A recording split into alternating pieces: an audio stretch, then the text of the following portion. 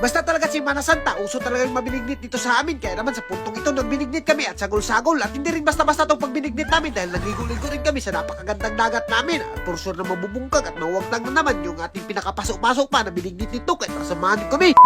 For today's video guys, dahil uso yung pagbinignit ngayon, kinuha ko na kaagad yung pinakamahiwagang sugangan ko. At siyempre yung kaldero natin na pinakadako sa buong mundo, hindi natin yan makakalimtan. At siyempre speaking of binignit guys, kailangan talaga natin ng mga kalamasan dyan. Merong saging, kamuti, kalibre at iba't ibang mga kalamasan. At halos talaga lahat ng mga kalamasan ng binignit nandito na talaga sa lugar namin. At hindi rin basta-basta to dahil pinaghandaan rin namin tong si Mana Santa. At ayan nga guys, nagpalit ako ng karlang kamuti dyan para mas maging malasa talaga yung ating binignit. At siyempre dahil napakaganda talaga pumunta ng dagat kapag si Mana Santa, kaya naman yung binignit ay dadalhin talaga namin to sa dagat. At hindi na kaagad kami nagpadugay-dugay na ibi, dumiretso na kaagad kami. At naalala nyo ba guys, nung mga nakaraang panahon pa, bawal pa talaga maglakaw-lakaw kapag Biyernes Santo. Pero ngayon sa amin, ikuha ko na kung bakit napupunta na talaga kami. Sumusupak na talaga kami sa mga balao dito.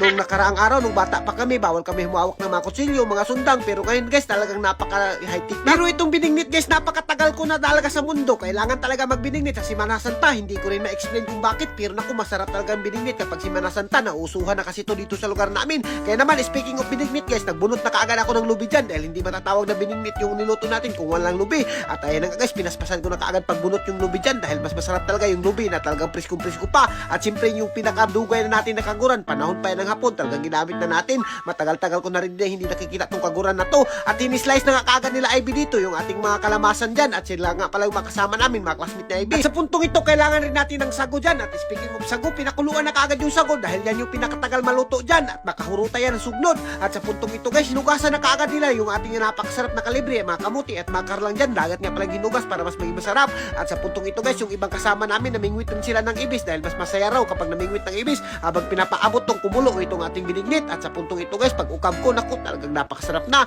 At ayun nga, na-video ko yung mga classmate na Ivy dyan dahil napakasarap talaga mag-chill-chill dito sa aming floating cottage, lalo na kapag hapon. At ayun nga guys, habang mag-chill-chill kami, kinumot-kumot naman namin yung ating napakasarap na gata dito. Alam nyo ba guys, medyo masarap-sarap talaga yung gata kapag kinumot-kumot na ng kamot. Katulad yan, talagang hindi ka magmamahay dyan dahil lalabas talaga yung aroma ng gata kapag kamot yung kinamit mo. At ayun nga guys, sa puntong ito, pagkatapos kinumot yung pinakaunang gata, pinabilin muna namin at yung pangalawang gata muna yung nilagay namin para mas maging malapot talaga. At nilunod ko na nga rin yung asukar dyan para mas may masarap. At ayun nga guys, paabutin lang natin yan na kumulo. At habang pinapaabot namin, naligo muna sila Ivy dito dahil napakasarap talaga magligo-ligo dito sa floating. Lalo na kapag alas 3 na ng hapon ay talagang hindi ka magmamahay dito dahil napakainit yung dagat at napakapresko pa. At sa puntong ito guys, naluto na kaagad yung ating pinakamahiwagang binignit. Puno-puno talaga yung kaldero. Talagang pupungahan tayo dito sa kakakain. At for sure na mabubungkag talaga natin itong binignit dito na init-init pa. At sa puntong ito guys, naglinya na kaagad dyan sila dahil habang naliligo sila, talagang nagugusla sila.